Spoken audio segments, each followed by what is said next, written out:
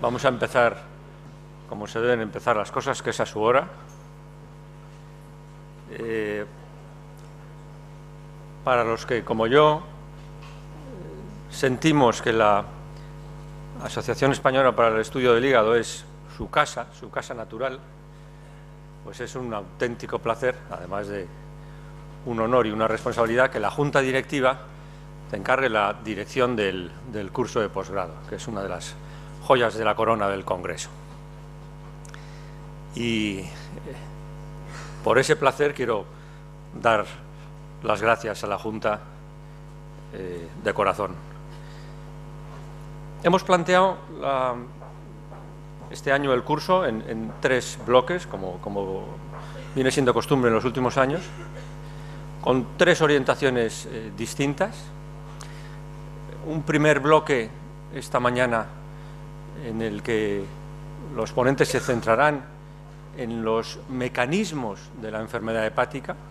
El avance en el conocimiento de estos mecanismos en las últimas décadas ha sido enorme, ha posibilitado en una inmensa medida los cambios profundos en el diagnóstico y en el tratamiento de muchas de las enfermedades hepáticas, y a veces por su complejidad es fácil quedarse atrás en el conocimiento de este saber asentado que hoy en día tenemos sobre los mecanismos de enfermedad.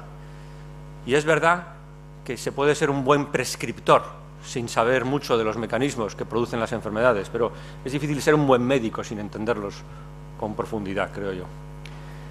En un segundo bloque se abordarán las causas más frecuentes de enfermedad hepática crónica, las que vemos con más frecuencia en los hospitales, desde un punto de vista fundamentalmente terapéutico, porque en este área yo creo que hay, en los últimos años se han producido también novedades y avances que hacen que tengamos más herramientas y por lo tanto tengamos más dudas con respecto a quién y cómo tratar de estos pacientes.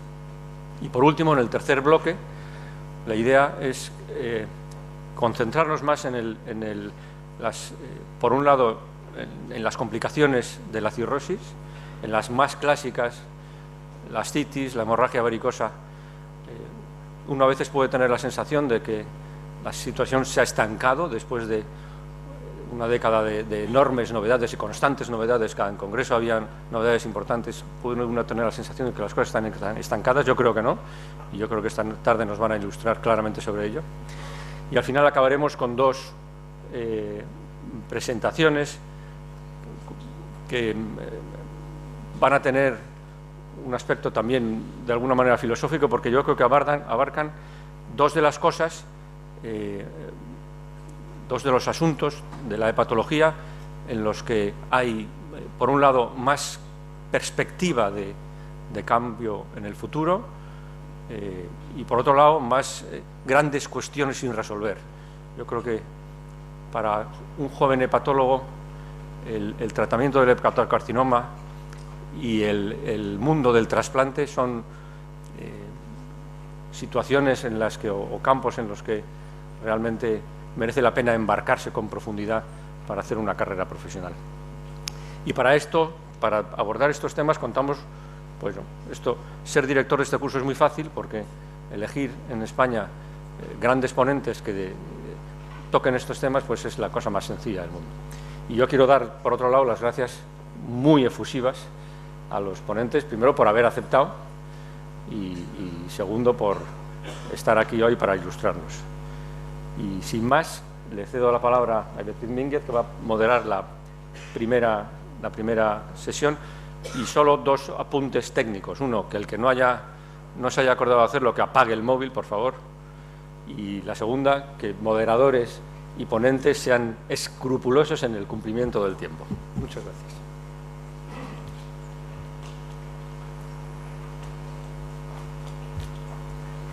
Bien, buenos días a todos. Es para mí un placer presentar esta primera sesión del curso de posgrado titulada Los fenómenos biológicos básicos en las enfermedades hepáticas, que, como ha dicho el doctor Sangro, puede parecer un tema algo arduo para los que empiezan en la clínica y que todavía no se han asomado a esta parte un poco más molecular, un poco más translacional, pero que para ser un buen médico creo que hay que mirar también a estos procesos, y en el día de hoy tenemos 4 ponentes que creo que nos lo van a facilitar bastante.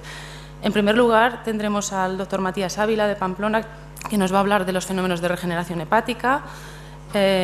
Posteriormente, el doctor Álvarez, de aquí de Madrid, nos hablará de la colostasis. El doctor Agustín Albillos nos va a hablar después de fibrosis y cirrosis, estadios y su clasificación. Y, por último, el doctor Augusto Villanueva, de Barcelona, nos hablará de los fenómenos de la carcinogénesis. Y, sin más dilación, simplemente recordaros que, por favor, os ajustéis al tiempo, a los 20 minutos de cada charla, para que al final tengamos todos un tiempo para preguntas y discusión de lo que hayáis presentado.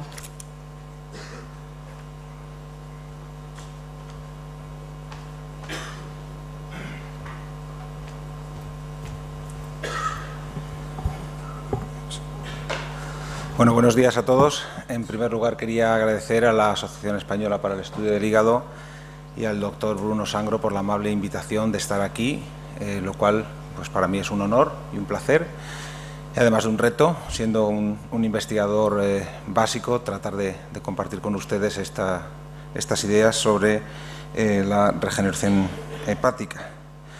La regeneración hepática es un fenómeno que, podemos decir, está en la cultura occidental desde hace muchos siglos. Posiblemente, sin ser consciente de su realidad, ya en la antigua Grecia se hablaba, en el mito de Prometeo, de que el hígado humano era capaz de volver a crecer después de ser parcialmente eliminado. Como digo, esto era pues un concepto poco menos que, un mito, ¿no?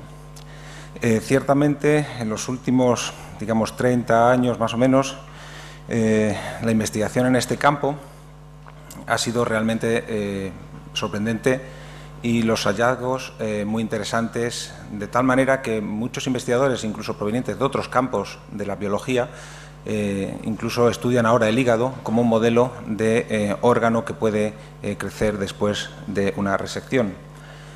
Vamos a revisar brevemente, porque el tiempo es limitado, algunos de los aspectos fundamentales de este proceso.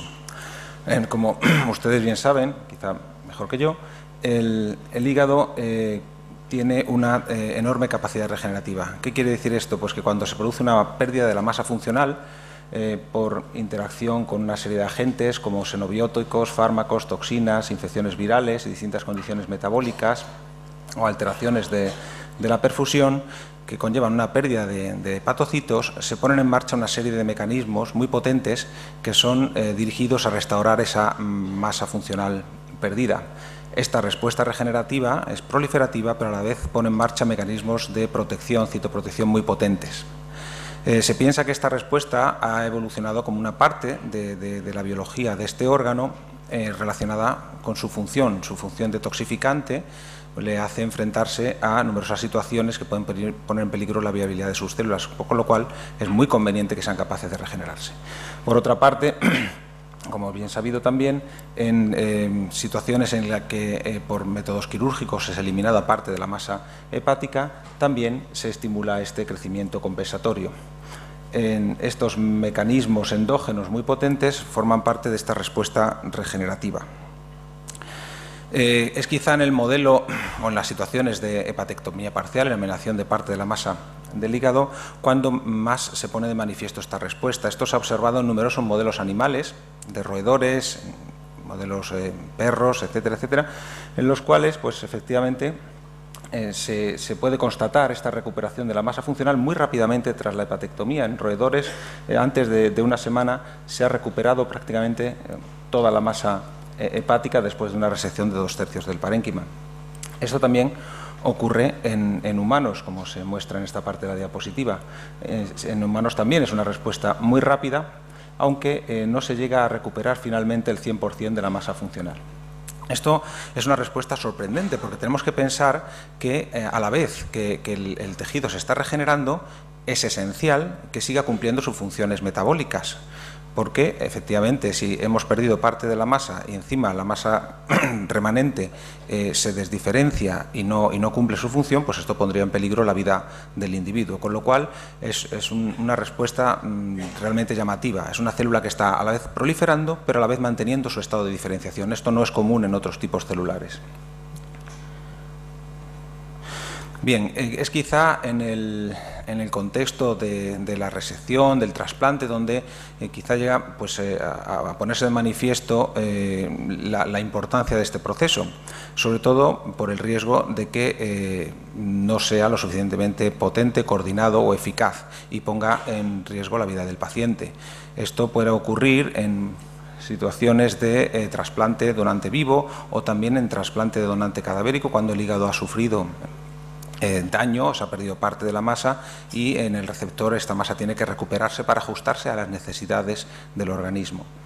Esta respuesta puede comprometerse en determinadas situaciones, como por ejemplo cuando el hígado sobre el que se ha eliminado parte del tejido pues había una enfermedad subyacente, como por ejemplo esteatosis, o era un hígado cirrótico. Todas estas condiciones, estas situaciones hacen que el tejido remanente sufra más durante el proceso, haya más muerte celular, haya más estrés y resulte en el fallo hepático tras la resección por incapacidad de subvenir las necesidades del organismo con la masa funcional que queda. Esto se conoce en general como el síndrome de Small for Size y sus mecanismos están empezando a ser conocidos en la actualidad.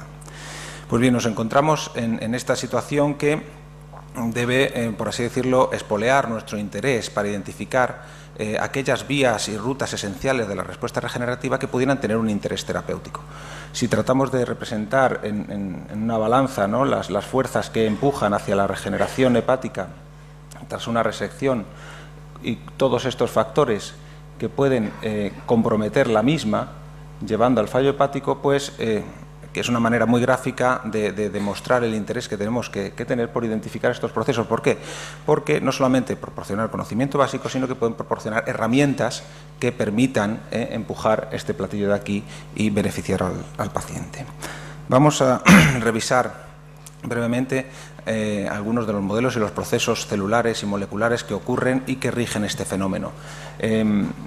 Como digo, en las últimas décadas ha habido abundantes estudios en este campo, para lo cual se han utilizado modelos de animales de experimentación, sobre todo rata y ratón, en los cuales se ha descrito con mucho detalle todos los pasos celulares que llevan a la restauración de la masa hepática. Uno de los más comunes es la hepatectomía parcial del 70%, que ya fue descrita a principios del siglo pasado.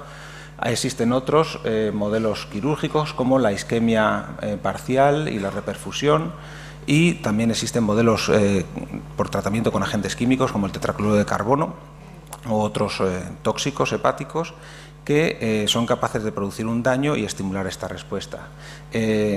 Quizá es en el modelo de hepatectomía parcial donde más estudios se han hecho, porque aquí se da una respuesta muy sincronizada del proceso regenerativo y es más fácil de caracterizar. Sin embargo, los mecanismos que se han identificado en el modelo de hepatectomía parcial se han podido extrapolar o se han observado también en los otros modelos que he mencionado.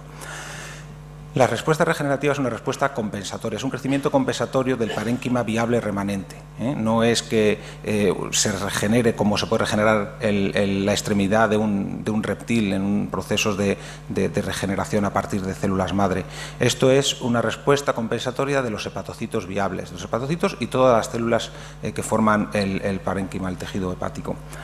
Se ha caracterizado muy bien cómo es esta respuesta en términos de la proliferación celular. Se ha visto que son los hepatocitos los que comienzan a sintetizar DNA y a proliferar tras la hepatectomía, seguidos de las células del conducto biliar, las células de Kupffer y las células de Ito y las células del endotelio sinusoidal. Es una respuesta muy sincronizada y es una respuesta, como digo, compensatoria. ¿Qué mecanismos se han ido caracterizando en este proceso?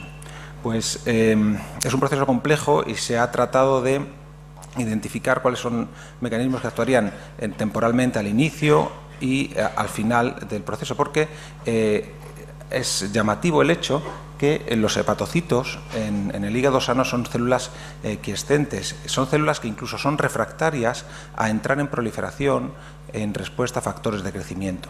Se ha identificado que debe existir una fase de primado que hace esta célula quiescente sensible a las señales proliferativas.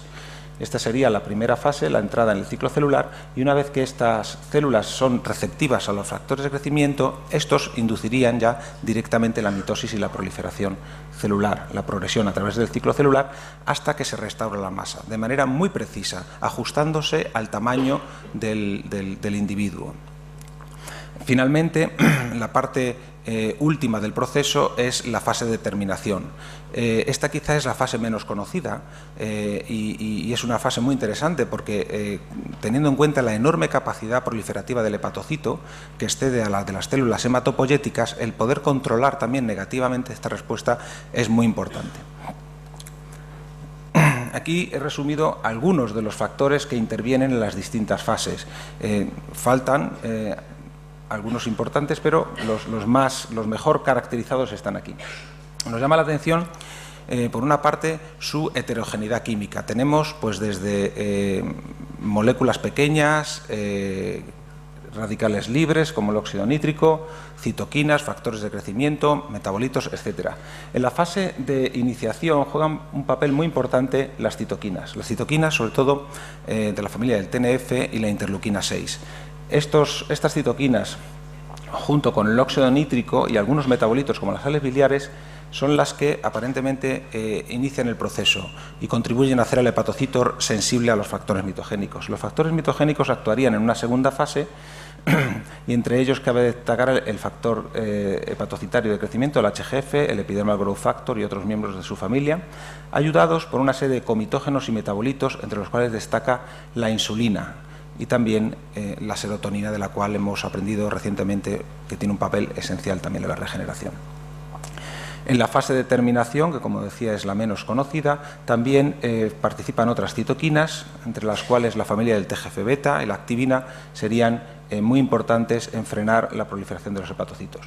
Y también la restauración de los niveles de determinados metabolitos podían contribuir una señal importante a marcar el fin del proceso.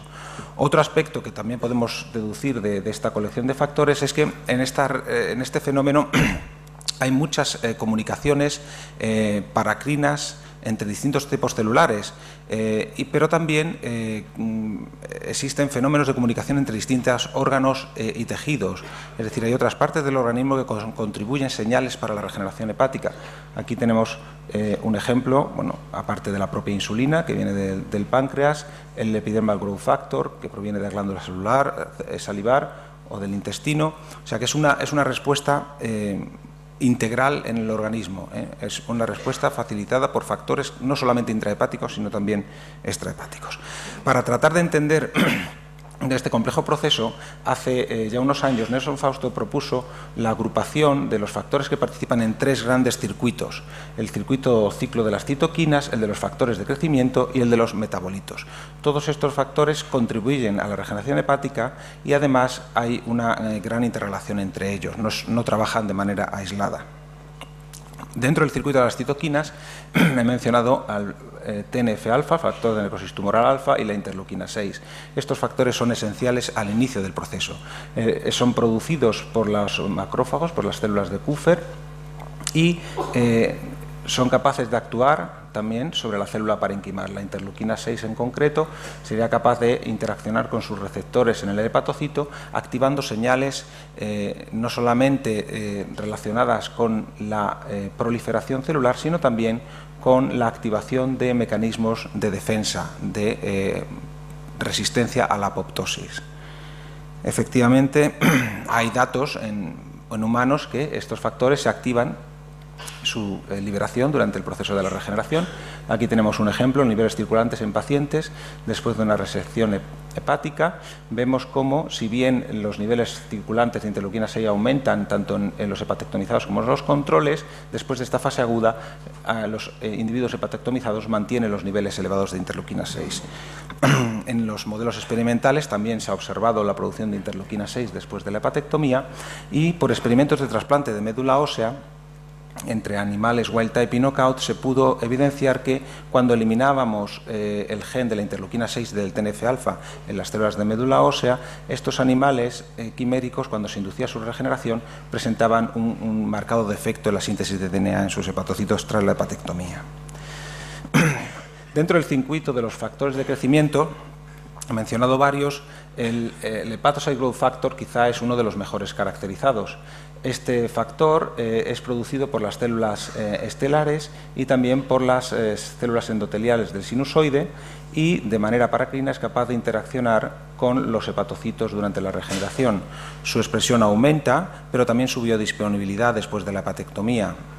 El HGF es capaz de interaccionar con un receptor de membrana tipo tirosina quinasa, el receptor c-Met, y de nuevo también a través de este receptor activa la señalización proliferativa y también hepatoprotectora.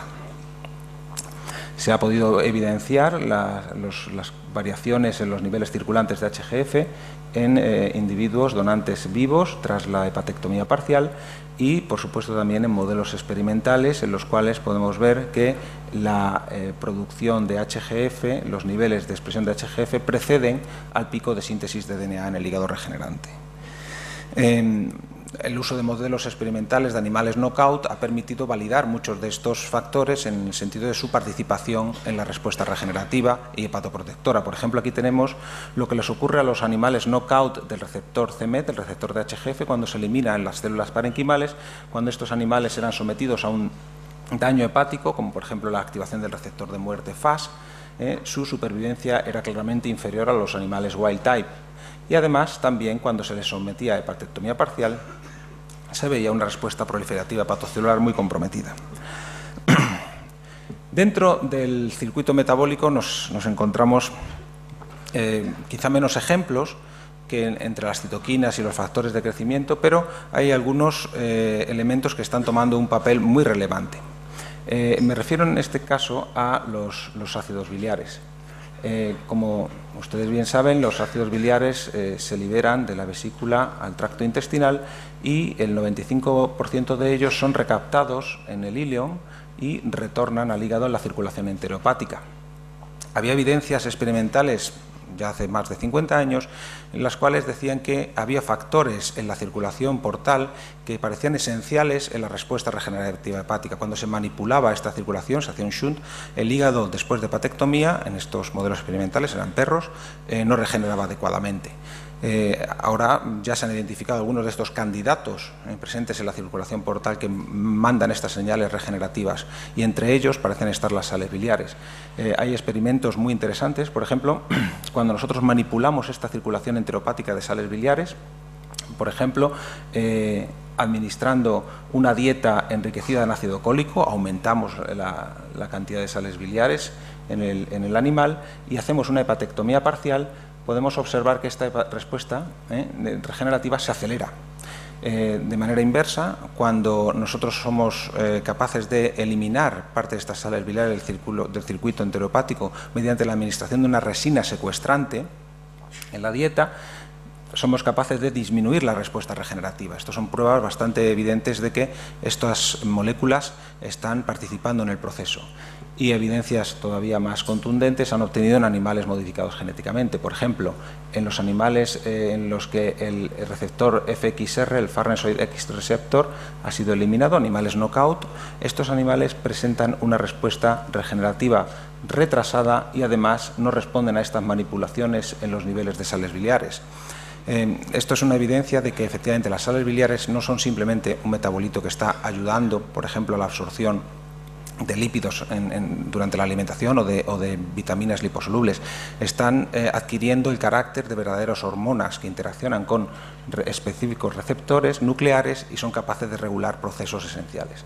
Otra evidencia más del papel de las sales biliares en la regeneración es de nuevo la respuesta defectiva o defectuosa a la administración de una dieta enriquecida en ácido cólico. Esta respuesta proliferativa que se ve aquí en los hepatocitos era sustancialmente disminuida en animales en los que se había eliminado transportadores de sales biliares, en concreto el MRP3, en las células epiteliales del intestino, con lo cual se veía alterada esta circulación enterohepática. La situación es más compleja y las sales biliares representan también un ejemplo muy interesante de cómo puede haber un crosstalk entre metabolitos implicados en la regeneración y factores de crecimiento que también participan en la regeneración. Se sabe que las sales biliares, como he mencionado anteriormente, después de ser recaptadas en el ileón, entran en el enterocito y, además de retornar por la circulación portal al hígado, en el enterocito son capaces de activar su receptor, el FXR, que hemos mencionado antes, y este receptor induce la expresión de una hormona, factor de crecimiento, el Fibroblast Growth Factor 15 en roedores o 19 en humanos, que retorna o es vertido en la circulación portal y llega al hígado, donde puede activar su receptor específico, el FGFR4. Este circuito se caracterizó inicialmente como un mecanismo de regulación de feedback negativo para la síntesis de sales biliares. El FGFR4, a través de rutas de señalización que implica la yunquinasa, es capaz de disminuir la expresión del CYP7A1, que es el enzima limitante de la síntesis de sales biliares. Pero además también es capaz de activar señales mitogénicas, es activar la ruta ERK de las MAP quinasas e inducir la proliferación. En humanos, además, las sales biliares pueden activar el FXR directamente en el hepatocito, induciendo la producción de FGF19. Pues bien, este circuito, esta activación de la expresión de estos factores de crecimiento en el ileón y su retorno al hígado, pues parece que, además de participar en la regulación del metabolismo de las sales biliares, también proporciona señales regenerativas. Esto se ha podido caracterizar recientemente en animales knockout deficientes en FGF15 que, cuando fueron sometidos a una hepatectomía parcial, presentaban un fenotipo bastante potente, una supervivencia muy limitada y una regeneración defectuosa del parénquima hepático. Esto, como digo, ilustra un caso de interacción entre metabolitos que regulan la regeneración y factores de crecimiento. Por último, no querría terminar sin hacer una pequeña mención a otro aspecto importante de la regeneración hepática, y es el papel de las células progenitoras en este proceso. Como he mencionado anteriormente, en un hígado normal, la restauración de la masa hepática corre a cargo del crecimiento compensatorio de todas las células viables que quedan en el órgano, tanto hepatocitos como colangiocitos. Pero en modelos experimentales se pudo observar que, cuando se interrumpía o se dificultaba por la administración de determinados compuestos tóxicos la capacidad de los hepatocitos de proliferar, se observaba el crecimiento de una población que se denominó de células ovales, que se encontraban o se supone que provienen del compartimento biliar, que eran capaces de tomar esa tarea de regenerar el parénquima hepático. Esto viene un poco ilustrado aquí. Cuando la proliferación de los hepatocitos se inhibía, estas células ovales, que provenían de las células biliares, del epitelio biliar, eran capaces de diferenciarse y proporcionar tanto hepatocitos como nuevos colangiocitos, y por tanto eran capaces de restaurar el parénquima hepático. Esto está muy claro, bastante aceptado en modelos experimentales. En humanos sí que se ha observado con determinados marcadores, determinadas citoqueratinas, que puede existir efectivamente este compartimento de células progenitoras que se activa cuando en el hígado hay un daño crónico, un daño, por ejemplo, asociado al consumo crónico de alcohol, o cirrosis viral primaria o infecciones virales. La capacidad del hepatocito de proliferar ha quedado exhausta, y parece que sí aparecen estas células, que están marcadas aquí en rojo, que ciertamente cumplen los requisitos o las características de células progenitoras.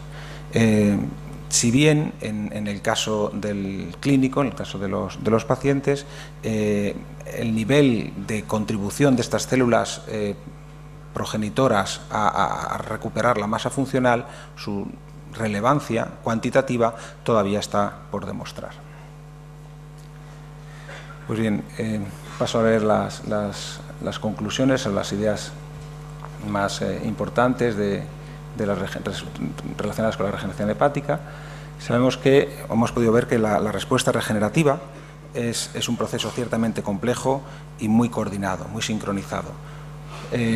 No conocemos todavía con detalle todos los mecanismos, hay aspectos que todavía se nos escapan, pero yo creo que a través de un estudio intenso y aplicación de nuevas tecnologías de alto rendimiento vamos a poder ser capaces de caracterizarlos mejor y además también continuar validando el hecho de que estos mecanismos son comunes entre roedores humanos, con lo cual, bueno, pues los estudios experimentales pueden acabar resultando en una aplicación translacional.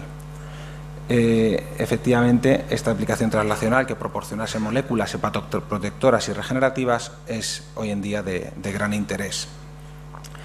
Por otra parte, he mencionado todos los modelos que se utilizan, o los más importantes, pero claro, tenemos que tener en cuenta que la mayoría de estos estudios se han realizado en animales jóvenes y sanos, estudios de hepatectomía, de daño agudo, etcétera, pero claro, en muchos casos la situación clínica no es así. El hígado que tiene que regenerar en el paciente pues ya tiene un daño subyacente, un daño previo, o el paciente tiene ya una edad avanzada. Por tanto, es importante hacer estos estudios experimentales también en modelos que utilicen animales con daño hepático subyacente y animales viejos también. Esto nos va a permitir sacar más información práctica.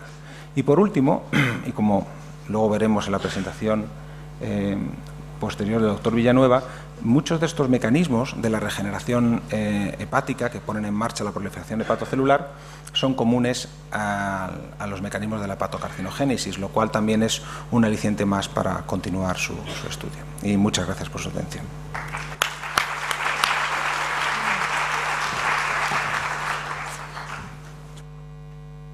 Gracias, doctora Vila. A continuación, el doctor Luis Álvarez nos hablará de los procesos que subyacen a la colostasis.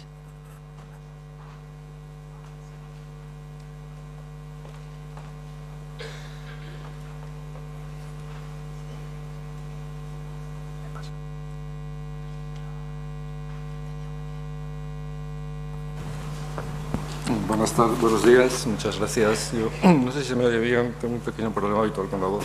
¿Se me oye bien?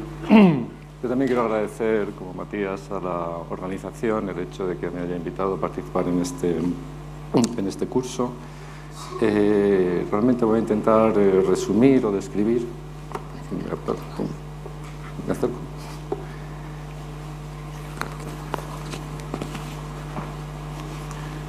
Algunos mecanismos básicos de colestasis y también, bueno, pues algo sobre nuevos tratamientos que se están desarrollando y ensayando, pues en base al conocimiento de estos mecanismos. Simplemente a modo de recordatorio, pues mencionar que la colestasis no es más que una alteración en la funcionalidad secretora del hígado, que, como saben, mejor que yo también, es muy activa. En un humano, por ejemplo, se produce en torno a de medio litro a 1 litro de bilis diario, de los cuales en su mayor parte es agua. La bilis se sintetiza, comienza la síntesis en la formación de la bilis en el hepatocito, se sintetizan multitud de constituyentes para formar lo que se llama la bilis primaria, que luego pues fluye por una serie de conductillos y conductos hasta el duodeno. Y durante este tránsito, pues, esta bilis se va modificando por secreciones que provienen de las células que tapizan estos conductos biliares, que son los colangiocitos.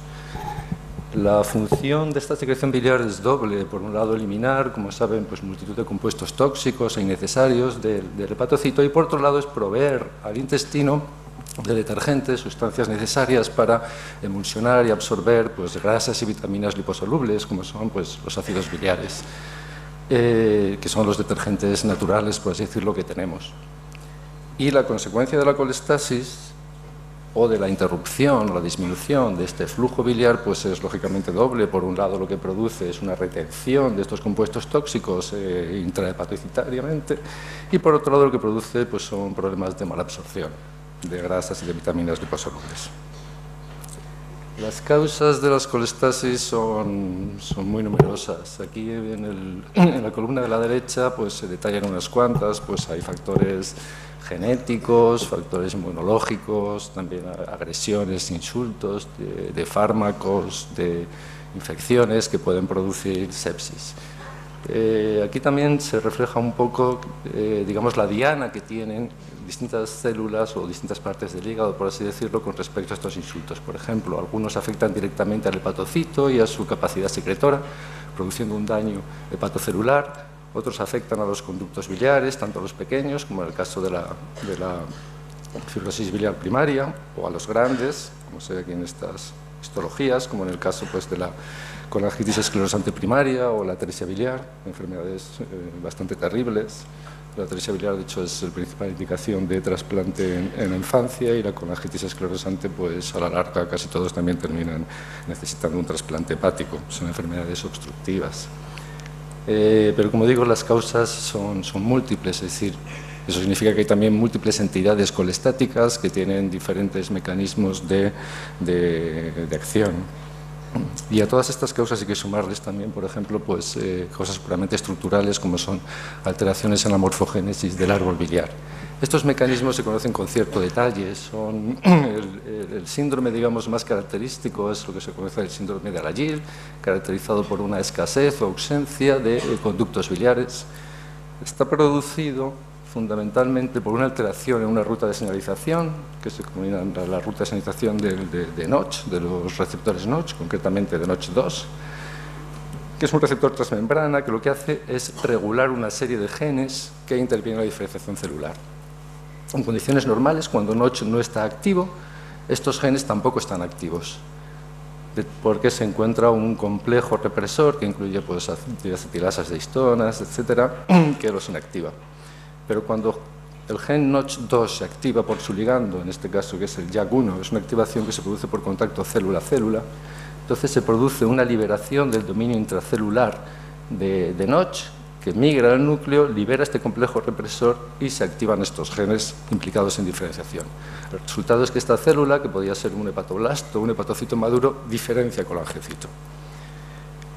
Una mutación, lógicamente, en el ligando de Notch produce que no se active y, por lo tanto, da lugar a la escasez o la ausencia de conductos biliares, a una alteración en la formación del árbol biliar, en otras palabras.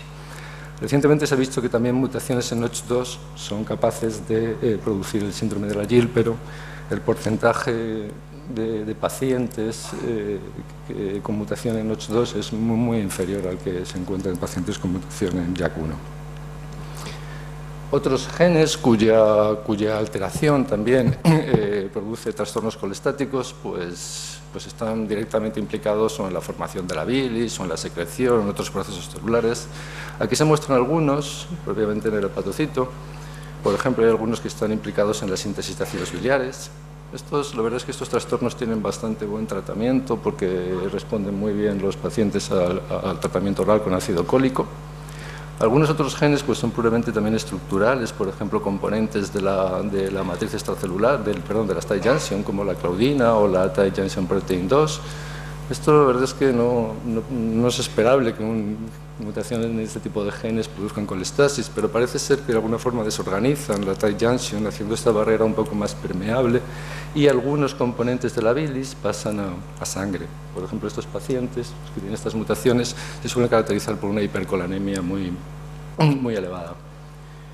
En cualquier caso, los genes que más atención han recibido, digamos, y sobre los que más estudios se han realizado en los últimos años, son una serie de genes localizados en la membrana canalicular de hepatocito, que tienen funciones pues, de transporte, de translocación de aminofosfolípidos o de fosfolípidos, y que juntos pues, parece ser que se está viendo cada vez con más frecuencia que intervienen en multitud de enfermedades colestáticas.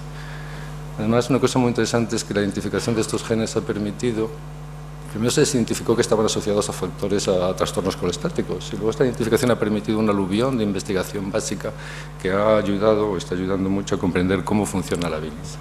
De hecho, lo que sabemos hoy en día es que la bilis realmente, la formación de la bilis comienza aquí, en la membrana canalicular del hepatocito, y se debe a la acción coordinada de una serie de estos transportadores y traslocadores de fosfolípidos que se encuentran en la membrana, embebidos, y que casi todos pues, son dependientes de la función de ATP, pertenecen a la familia de proteínas denominadas como ABC. Por ejemplo, las sales biliares son transportadas desde el interior del hepatocito a la luz del canal helicular a través de una proteína denominada BSEP, de las siglas en inglés proteína bomba transportadora de sales biliares, y lo hace, como digo, en contra de un gradiente extremo de concentración. La concentración de ácidos biliares aquí, en la luz canalicular, es 1000 veces superior a la que sucede en el interior del hepatocito. En la luz canalicular, estos ácidos biliares lo que hacen es, primero, por sus propiedades detergentes, secuestran fosfatidilcolina y, posteriormente, colesterol para formar micelas mixtas, cuya misión es proteger de la acción detergente de estos ácidos biliares. La reposición de fosfatidilcolina y de colesterol en la cara externa de la membrana canalicular pues, se realiza por dos flopasas, una es MDR3, que trasloca fosfatidilcolina, y la otra es un heterodímero, a veces G5 o G8, que trasloca colesterol. El transporte, la secreción de multitud de aniones orgánicos, como la bilirrubina, el glutatión reducido y otros, pues es ejercido por la proteína MRP2. Esta proteína produce el síndrome de Dubin-Johnson, que se caracteriza por una hiperbilirrubinemia conjugada, claro, porque la bilirrubina migra a sangre. Esta flopasa de colesterol produce una enfermedad muy rara, la citoesterolemia. Y estas tres son las que se han asociado con un amplio espectro de enfermedades colestáticas. Realmente ATP8B1, también conocida como FIC1, no se conoce muy bien, digamos, los mecanismos patogénicos, todavía no están esclarecidos. Es una flipasa, lo que hace es traslocar fosfatidilcolina desde el exterior al interior, perdón, fosfatidilserina, desde el exterior al interior de la membrana canalicular. En el caso de BSEP la patogenia está muy clara. Si los ácidos biliares no se expulsan, se acumulan dentro del hepatocito y se produce la muerte celular de una forma progresiva. Y en el caso de MDR3, la patogenia también parece que está bastante clara. Si no hay un suficiente aporte de fosfatidilcolina en la cara externa de la membrana, los ácidos biliares no forman micelas con este fosfolípido, quedan libres y, debido a sus propiedades detergentes, pues produce un daño canalicular y un daño a lo largo de las membranas del colangiocito. La deficiencia total de estas proteínas por mutaciones en ambos alelos del gen lo que produce son unas enfermedades terribles, que son las denominadas colestasis intrahepática familiar progresiva, que aparecen en la edad infantil, son enfermedades típicas de niños. Sí, hay mutaciones que no comprometen totalmente la funcionalidad de la proteína, han sido asociadas también a trastornos colestáticos propios de edad infantil, pero de menor gravedad. Y también han sido asociadas a una serie de enfermedades colestáticas de adultos, que también se encuentran en pacientes que portan solo una mutación en el gen de transportador canalicular. Todas estas entidades, bueno, son muy variadas, como pueden ver: cirrosis viral primaria, colangitis esclerosante, la colestasis del embarazo, una litiasis de colesterol, que recurre incluso después de una colicistotomía, que lo llaman el EPAC, porque suele tener, los pacientes presentan poca cantidad de fosfolípidos en bilis. De hecho, el gen afectado ahí es la flopasa para fosfatidilcolina, MDR3, también colestasis por fármacos, ciertas fibrosis y colestasis de adultos idiopáticas también han sido asociadas con mutaciones o bien de bajo impacto funcional o bien en un solo alelo de MDR3, y por último, pues, malignidades.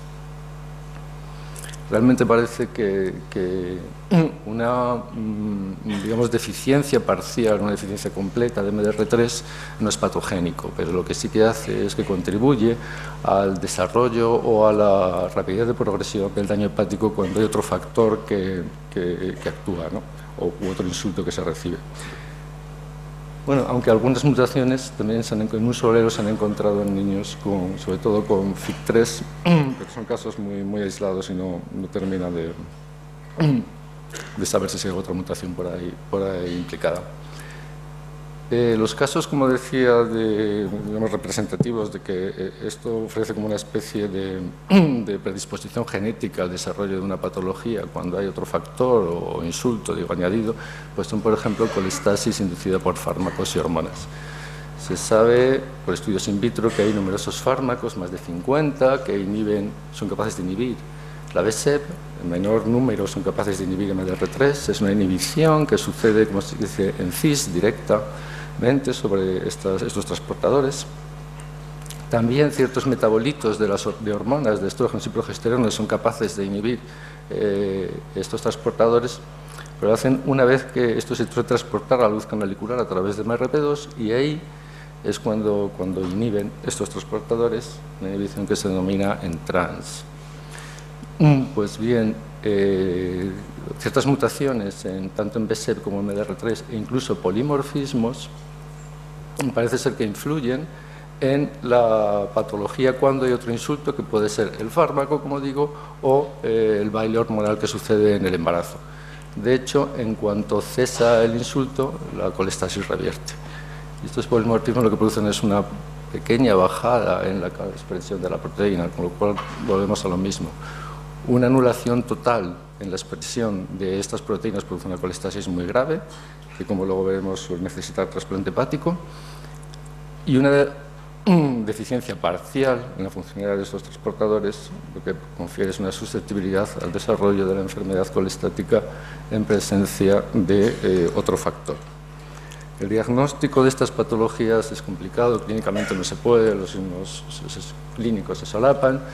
Cuando hay una deficiencia total se puede analizar por inmunohistoquímica, porque con BSEP y con MDR3, con anticuerpos contra estas dos proteínas, se observa el típico patrón de marcaje canalicular, una red canalicular que desaparece si el paciente tiene una deficiencia absoluta en BSEP o en MDR3, porque la mayoría de las proteínas lo que hacen es comprometer el tráfico la mayoría de las mutaciones comprometen el tráfico de la proteína hasta la membrana canalicular.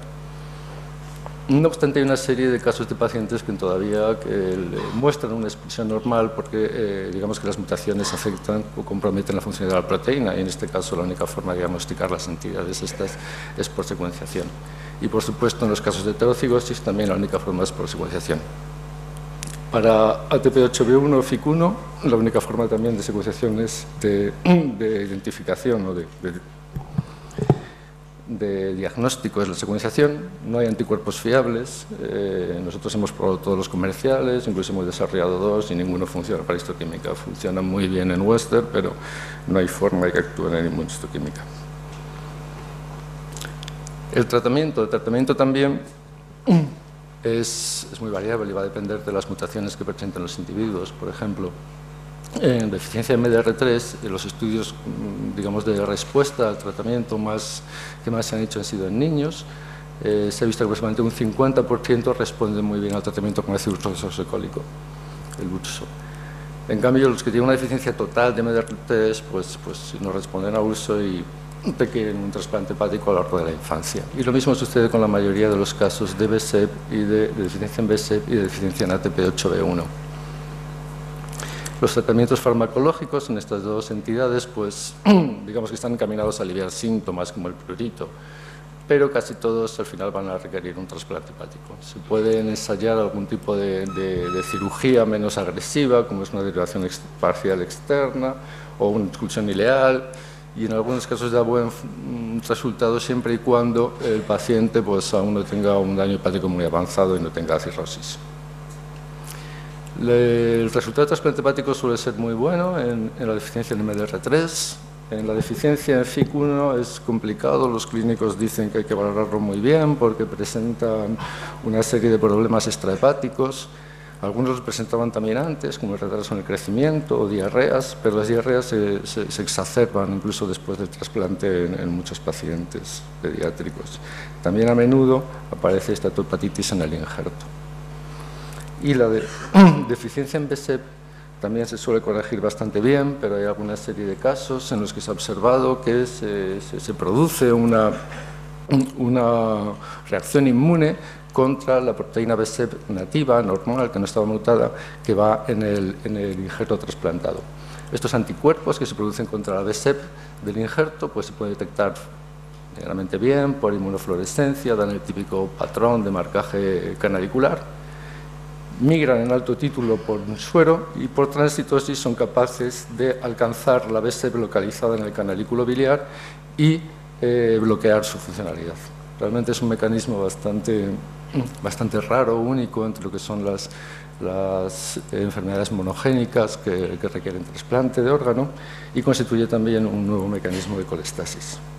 En algunos casos se ha visto que sí, que tiene un tratamiento bueno, esta recidiva o esta recurrencia de la enfermedad después de trasplante hepático, y es aumentando la inmunosupresión.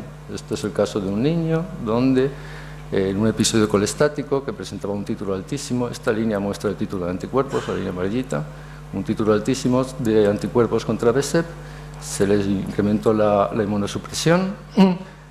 El título de anticuerpos fue bajando progresivamente a medida que se iban resolviendo algunos síntomas clínicos, como el prurito, y también las analíticas, los niveles de bilirrubina y las transaminasas. Pero esto no sucede en otros niños. Tenemos noticias de que algunos les han cambiado varias veces la inmunosupresión y no ha habido forma, incluso han fallecido por recurrencia grave de la enfermedad.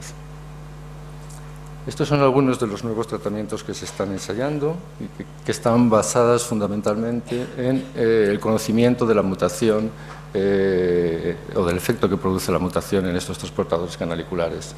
Por ejemplo, muchas de estas mutaciones se sabe que lo que producen es la retención de la proteína en el retículo endoplásmico, porque hay un plegamiento anómalo de la misma y por tanto es imposibilidad de llegar a la membrana canalicular.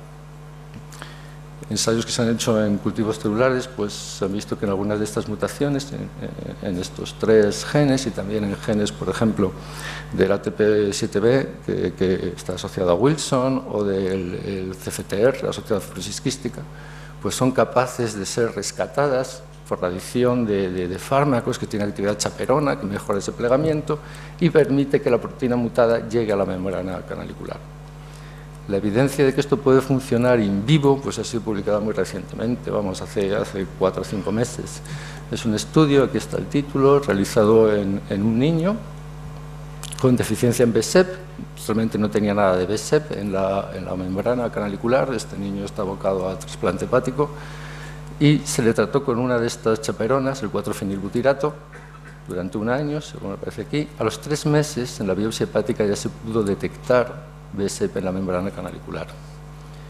Y lo interesante es que este BSEP era funcional porque este niño presentaba 3 meses después del tratamiento niveles de ácidos biliares en bilis 5 veces mayores que antes del tratamiento y los niveles de ácidos biliares en suero menores que después del tratamiento. Incluso 1 año después del tratamiento con 4-fenilbutirato, pues algunos parámetros, por ejemplo, el prurito referido bajó considerablemente con respecto a antes del tratamiento, asimismo también una serie de marcadores y de analítica, pues bilirrubina, marcadores de coagulación, las transaminasas, todos estos valores se normalizaron. Es decir, es una terapia prometedora, hay que esperar a ver cómo evoluciona este niño y si se libra del trasplante, porque el tratamiento lleva solo 1 año, pero en cualquier caso apunta y mucho.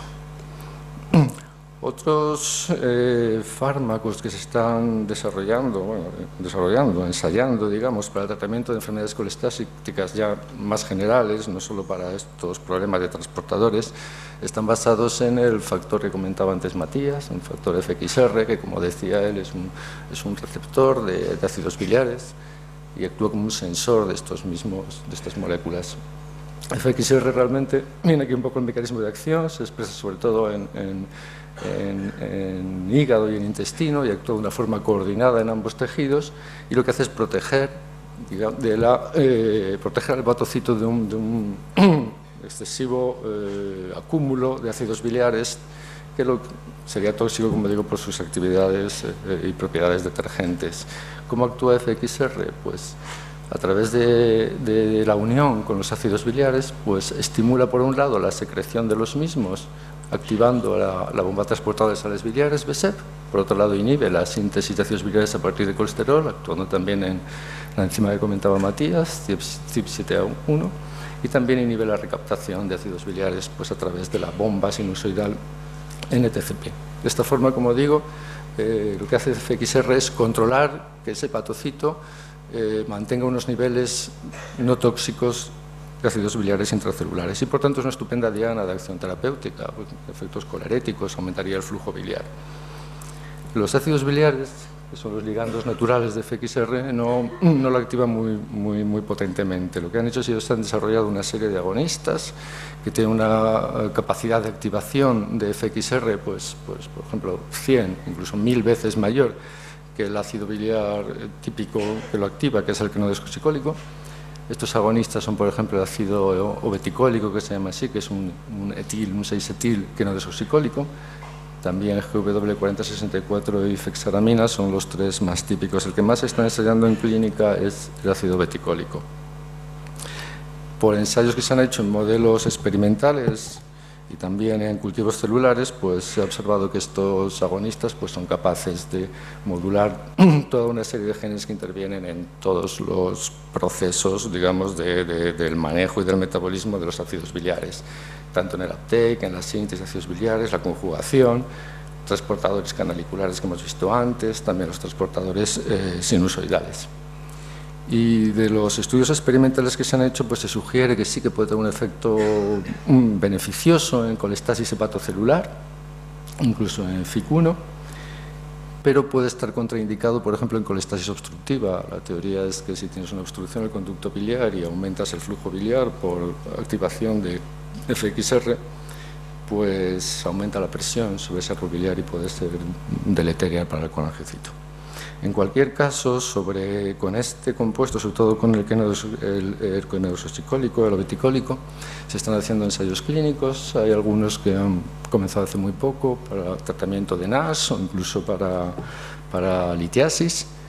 Realmente tenemos resultados los han expuesto hace poco también en congresos, de 2 de estos ensayos que se han utilizado sobre todo en fibrosis biliar primaria, uno con URSO, otro sin él. Los resultados iniciales publicados o referidos de estos 2 ensayos clínicos pues son bastante prometedores, porque se produce, en este caso con respecto al URSO, todavía una mayor reducción de los niveles de transaminasas, de fosfatasa alcalina, etcétera.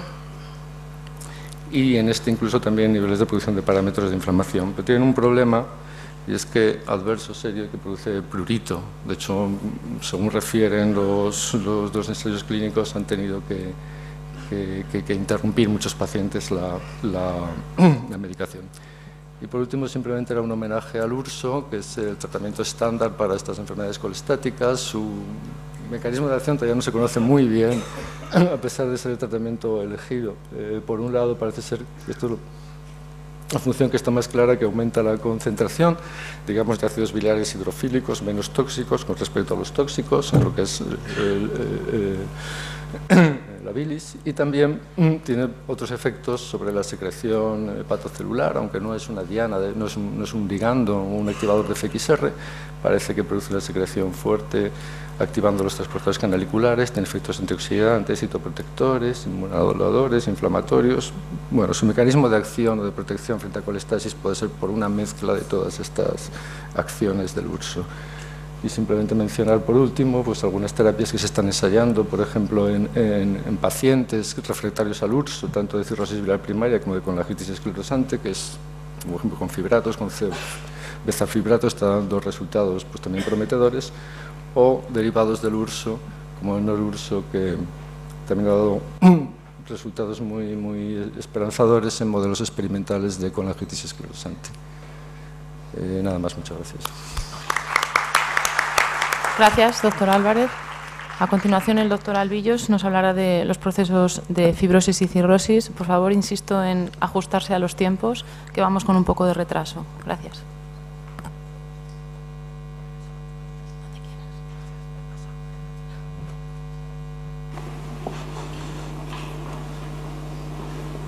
Bien, buenos días. Buenos días, señora moderadora. Mi agradecimiento al doctor Sangro y por extensión a toda la Junta Directiva por su amabilidad invitándome a participar en este curso.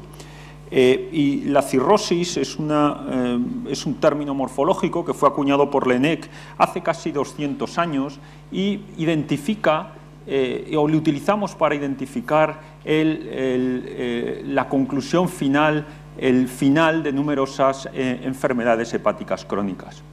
Utilizamos este término de cirrosis y denominamos cirrótico a un hígado y por extensión a un paciente con el que identificamos, repito, un estatus patológico y clínico concreto asociamos cierto componente un gran componente de irreversibilidad y también establecemos un pronóstico infausto a un relativamente corto plazo.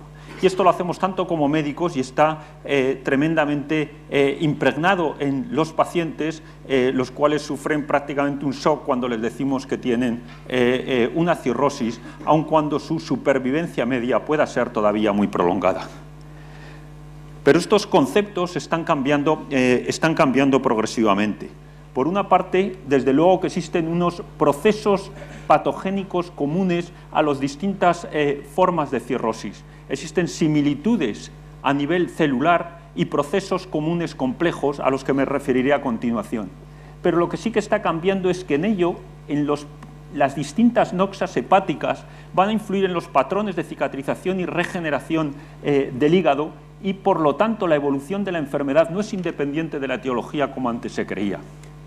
Por otra parte, la cirrosis, los modernos tratamientos fundamentalmente antivirales nos están enseñando que no podemos concebir la cirrosis como una enfermedad estática e irreversible, sino que tiene un componente dinámico, reversible en ciertos componentes, fundamentalmente en el ámbito de la fibrosis.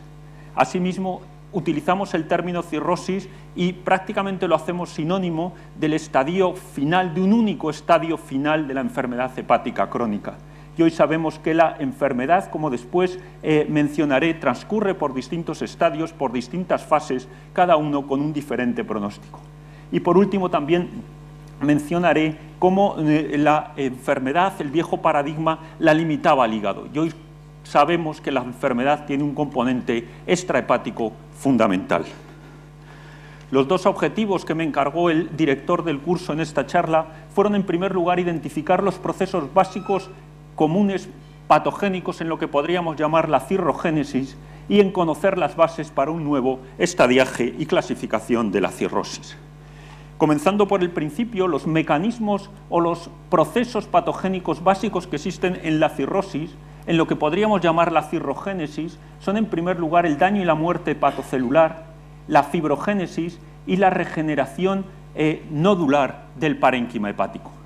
En la fibrogénesis distinguiría dos aspectos fundamentales de la fibrosis. Por una parte, la fibrosis perisinusoidal, con la capilarización de los sinusoides que van a establecer una barrera que frena o impide los intercambios metabólicos, además de aumentar la resistencia al flujo sanguíneo portal. Y en segundo lugar, la fibrosis septal.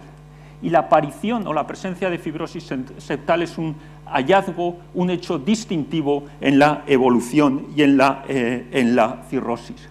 Por fibrosis septal entendemos la formación de láminas de tejido conectivos que contienen vasos anómalos, que están vascularizados y que interrumpen la continuidad del parénquima hepático. Y aunque estos septos se pueden formar según el tipo de cirrosis, uniendo espacios porta, uniendo venas centrolobulillares, los septos que de verdad dan un carácter distintivo a la cirrosis, y en ellos va implícito en gran medida su irreversibilidad, es la formación de septos de tejido fibroso vascularizados que van a unir los espacios portas con las venas centrolobulillares e impiden que la sangre sufra los intercambios metabólicos necesarios, fluyendo a través de las láminas hepatocitarias. Distinguiría o los mecanismos, a su vez, patogénicos básicos que componen la cirrogénesis son tres: la fibrogénesis, la angiogénesis y la regeneración hepática. Dos de ellos se han tratado o se van a tratar en el presente curso. La fibrogénesis es quizá uno de los hechos o es una condición sine qua non para que se produzca la cirrosis, y la fibrogénesis no es más que la respuesta del parénquima hepático, lo mismo que ocurre en otros órganos, al daño persistente, en un entorno biológico caracterizado por un ámbito limitado de respuestas, como es todo el fenómeno de la curación crónica de heridas. Y el describir la fibrogénesis absolutamente se escapa al contenido de esta charla, y ha habido muchas a este respecto. Sí que decir que, o destacar que junto a la ruta clásica de fibrogénesis, en el cual la célula estrellada es el efector central, la principal célula productora de matriz extracelular, se están describiendo nuevos mecanismos que se unen muy bien o se unen a este hecho de reversibilidad y componente dinámico de la cirrosis. Por una parte están estas células estrelladas cuyo fenotipo activado es susceptible de reversión, o las mismas células estrelladas pueden sufrir apoptosis, por lo tanto disminuyendo el número de elementos celulares productores de matriz extracelular. A ello también puede contribuir el sistema inmune, fundamentalmente a través de las células dendríticas y sobre todo las células NK, facilitando la apoptosis de estas células. Y, en tercer lugar, no olvidar la dualidad que presentan los macrófagos en el ámbito de la fibrogénesis en sus distintos fenotipos activado y residente, promotores e inhibidores de la propia fibrogénesis. Pero junto a la fibrosis, que es probablemente el componente más reversible que tiene la cirrosis, el hecho más distintivo de la enfermedad es, junto con la fibrosis, la angiogénesis, la formación de estructuras vasculares anómalas. Y esta sí que va a dar un componente de irreversibilidad neto al proceso de la cirrosis.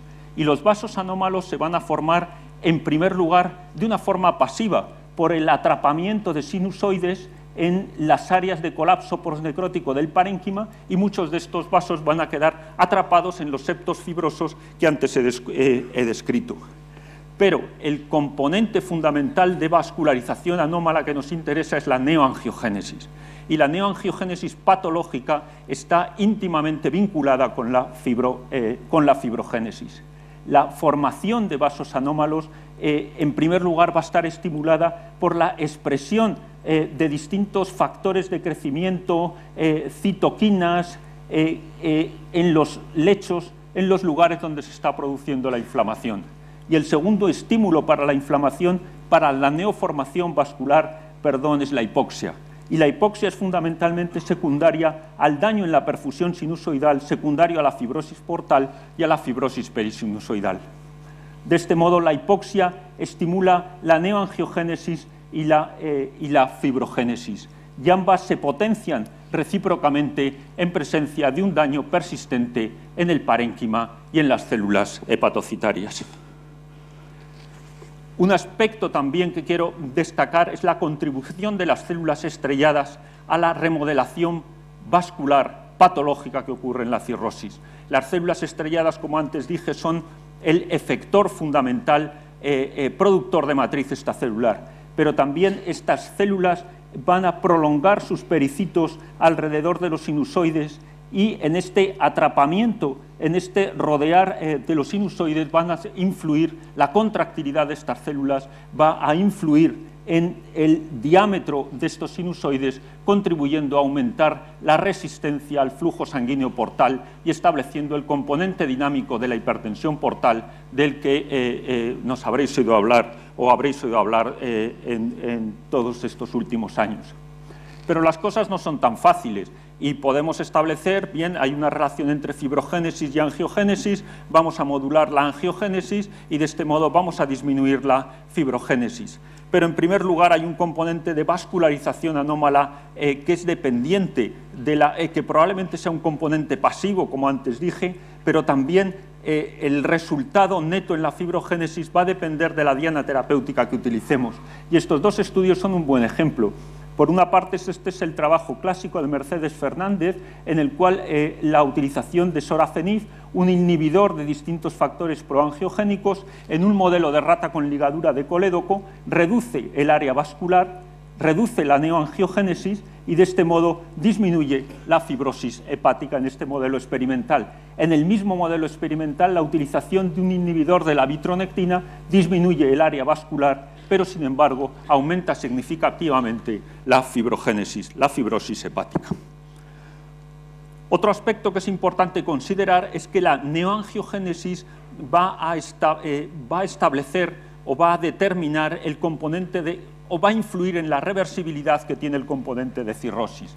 Y en ello debemos pensar la influencia de las distintas etiologías en lo que estoy llamando, o se llama, la cirrogénesis. Es decir, los diferentes patrones de cicatrización y regeneración no son indiferentes a la etiología. La etiología de la cirrosis va a influir en ellos y con ello va a influir en la velocidad de progresión de la enfermedad.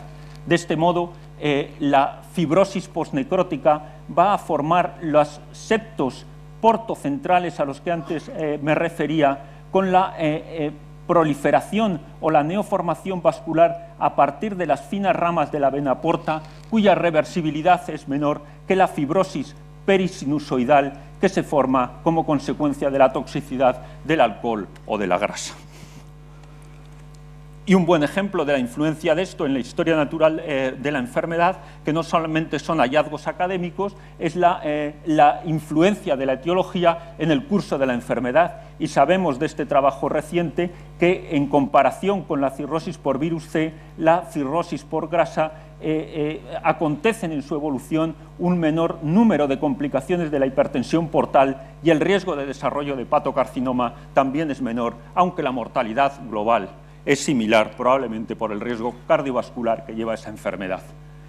Alteraciones vasculares adicionales se van a producir por otro fenómeno que no podemos olvidar y el que vamos a saber en los próximos años, que es la trombosis de las venas intrahepáticas. La trombosis de las venas intrahepáticas ocurre aproximadamente, o se calcula que puede estar, o se ha cuantificado como en un 70% de los hígados cirróticos. Y esta trombosis de las pequeñas venas hepáticas lleva a extinción de distintos parches de parénquima con colapso de la malla entre la vena septal, entre la vena centrolobulillar y la vena porta y la formación de septos de tejido fibroso. Y la trombosis en este caso va a ser en primer lugar secundaria a la inflamación con la activación de factores de coagulación que conlleva, pero también a la formación de trombina, activación del par y mayor activación y producción de matriz extracelular de las células estrelladas hepáticas. El tercer mecanismo patogénico básico en la cirrosis es la regeneración anómala del parénquima dañado. Hemos oído una excelente charla sobre regeneración hepática y no voy a insistir ni a mencionar nada de ello. Sí que tratar de unir la última conclusión del doctor Ávila sobre regeneración y oncogénesis. Están íntimamente vinculados y ahora seguro que oiremos de ello. Y un ejemplo es este estudio relativamente reciente en que se estudia la composición del nódulo de regeneración la composición del nódulo de regeneración y se ve que hay nódulos de regeneración que están formados por hepatocitos maduros y otros por células progenitoras hepáticas de un DNA mucho más lábil y por lo tanto más sujeto a expansión clonal. Y finalizaré esta parte de la charla diciendo que es un conjunto unitario, que la enfermedad hepática crónica es un conjunto unitario de trastornos, mecanismos patogénicos cuya superposición lleva a la cirrosis, que comenzarían por la inflamación y necrosis de los hepatocitos y la fibrogénesis, continúa con la hipoxia tisular y la angiogénesis y finaliza con la regeneración y la carcinogénesis. Y no puedo finalizar sin hablar de entender la enfermedad, la cirrosis, como una enfermedad sistémica. Y esto lo hemos entendido en primer lugar por el componente o el deterioro vascular que ocurre en las fases avanzadas de la cirrosis, el establecimiento del estado circulatorio hiperdinámico. Pero hoy se extiende a la afectación, a la activación de las células inmunitarias que ocurre fundamentalmente en las fases más avanzadas de la enfermedad, con formación de citoquinas y de citoquinas proinflamatorias, otros elementos solubles y las propias células inflamatorias, que van a contribuir a dañar el sistema inmune, van a contribuir a las complicaciones de la hipertensión portal y a la infección bacteriana. Y el estímulo para esta activación de las células inmunitarias proviene de los patrones moleculares asociados a patógenos y relacionados con el daño intestinal que existe en la cirrosis y la translocación bacteriana y moléculas dependientes del daño celular intrínseco a la inflamación hepática y al daño hepatocitario.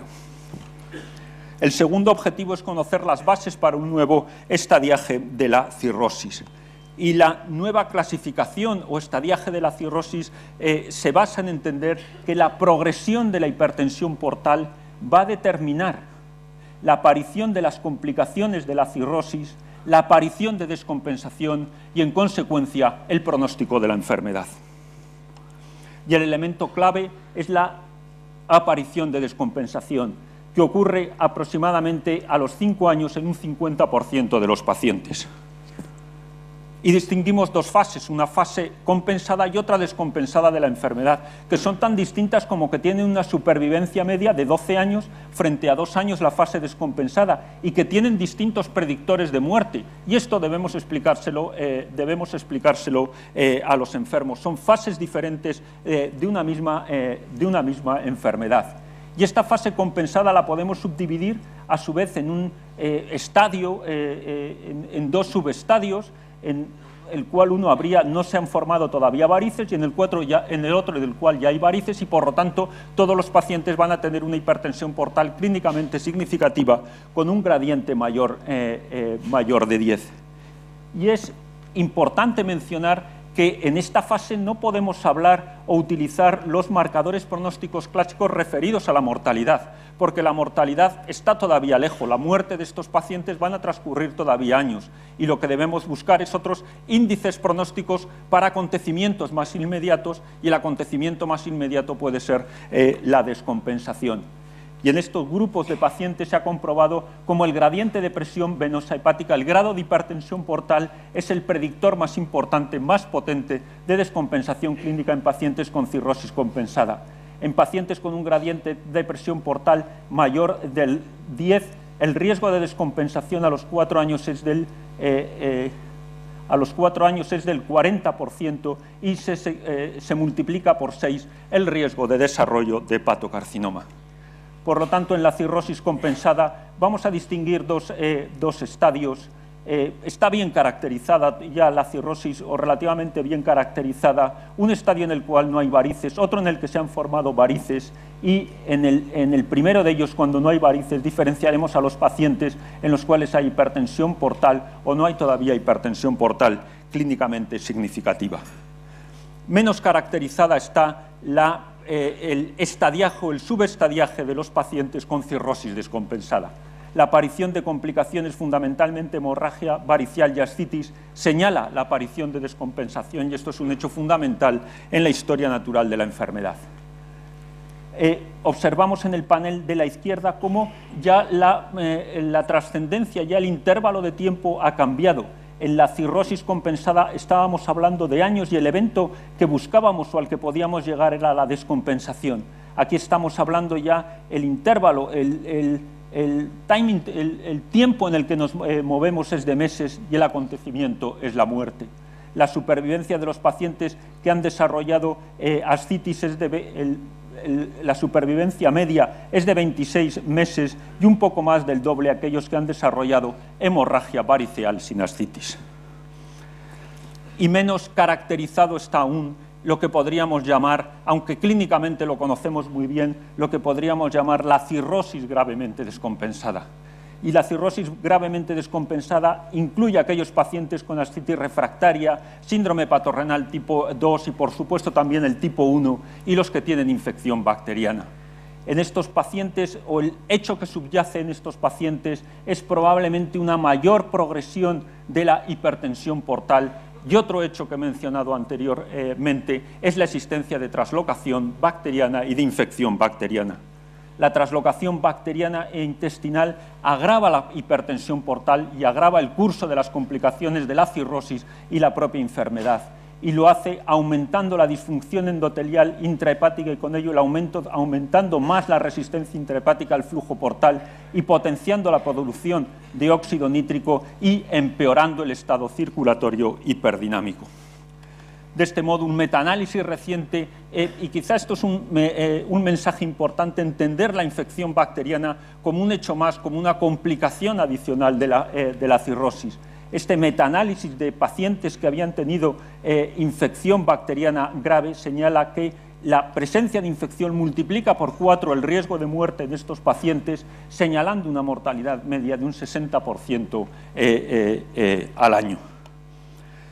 Y existen múltiples trabajos que han demostrado cómo la decontaminación intestinal utilizando antibióticos poco absorbibles en pacientes con cirrosis descompensada, bien porque habían tenido hemorragia variceal, bien porque tenían insuficiencia insuficiencia renal, síndrome hepatorrenal tipo 2 o encefalopatía hepática, no solamente disminuye la incidencia de infección bacteriana, sino que también reduce la tasa de recurrencia de estas complicaciones de cada una de las que acabo de describir y mejora la supervivencia. Por ello, finalizar que hay otro estadio dividido en varios subestadios, que es el de la cirrosis descompensada. Estadios que no son o no deben considerarse consecutivos, sí que pueden servir para establecer outcomes y factores pronósticos en cada uno de ellos.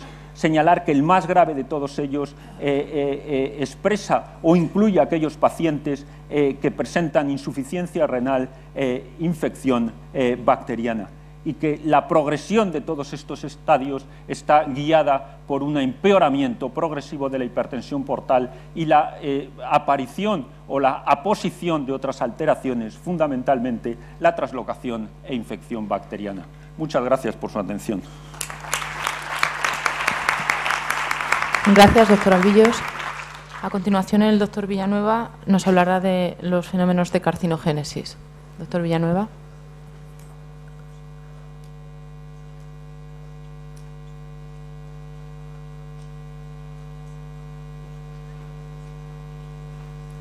Perfecto. Buenos días a todos. En primer lugar, me gustaría agradecer al comité organizador, en particular al doctor Sangro, que haya contado conmigo para dar esta charla, que es un tema bastante amplio y quedaría para mucha discusión, pero básicamente me focalizaré o introduciré un par de conceptos relacionados con quimoprevención y el papel del microambiente para el desarrollo de hepatocarcinoma, y después comentaré un tema que está adquiriendo mayor relevancia, que son las alteraciones epigenéticas, fundamentalmente alteraciones en la metilación del DNA, como fuente de nuevas dianas terapéuticas en tratamiento primario y también en quimoprevención. Me gustaría empezar con datos de perfil epidemiológico de la enfermedad. Este artículo es parte de una serie de artículos publicados a finales del año pasado en Lancet, estudios epidemiológicos de alto calado financiados por la Fundación Bill Gates, que analizan mortalidad debido a infecciones, debido a enfermedades neoplásicas y de otro tipo. En este caso, lo que se representa es mortalidad por cáncer según área geográfica y según tipo tumoral. Si se fijan, la mayor parte en países occidentales se representa en este color fucsia, que es tumor de pulmón, que es el más prevalente.